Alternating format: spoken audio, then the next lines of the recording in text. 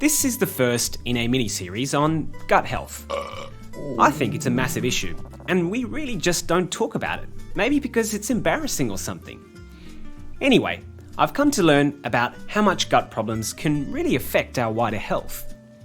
This little character over here, it's me.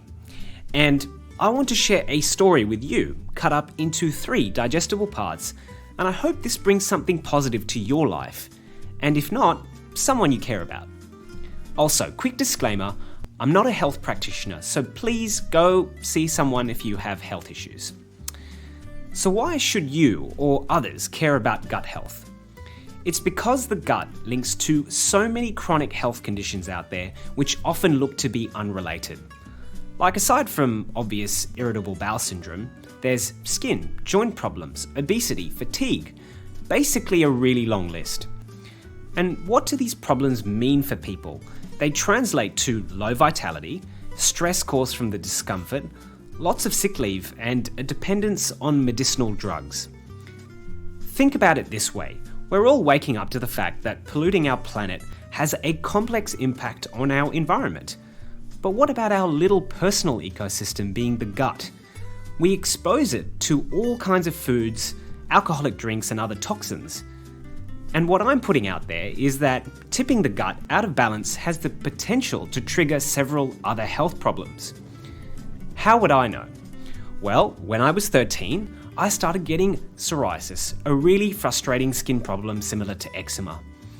In my teen years, I also started getting migraines. My hay fever was terrible. In my mid-20s, I got these annoying gut sensitivities. What I mean by this is bloating like a pregnant belly after a meal, kind of like air being pushed out from within the tummy.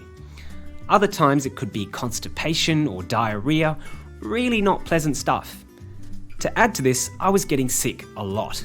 Cold flu symptoms every 2-3 months, my energy was generally low, and then at 28, I had another surprise, arthritis.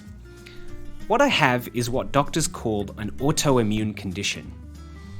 So, I was put onto a bunch of drugs and steroids to treat each symptom, but they weren't really helping me beyond a temporary quick fix.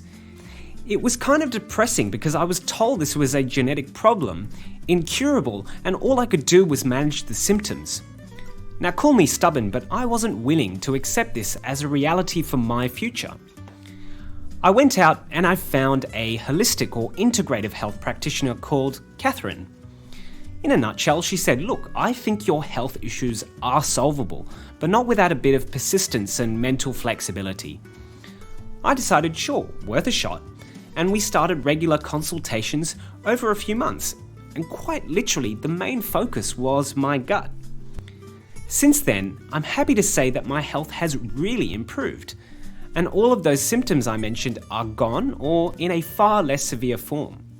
It has changed my life. So what's going on with our health system? I think doctors are really smart people and genuinely want to help, but there's obviously a gap somewhere in the model for approaching chronic health problems. Traditional or Western medicine looks at an individual with such issues as a victim of their genetics. They see a patient with inflammation who often wants a quick solution. A drug is prescribed to target the visible symptoms, and then there's hope for no side effects. Initially, the inflammation goes down, which is great, but then life is full of flare-ups, recoveries, flare-ups, and so on. If you or someone you know regularly takes pharmaceuticals, you probably know this, and it's not a fun way to live where you are actually thriving. Now, a holistic or integrative approach to health, which isn't really mainstream yet, takes the view that some individuals can be predisposed to certain health issues, but there are several environmental factors that can switch on or activate the troublesome genes. It's a key difference. And this process of investigating takes a while for sure. Inflammation and pain goes down slowly, but if you want a long-term future that's better, more normal, it is worth considering. And when I say environmental factors, I'm talking about undiscovered food intolerances, lingering gut infections, and persistent stress.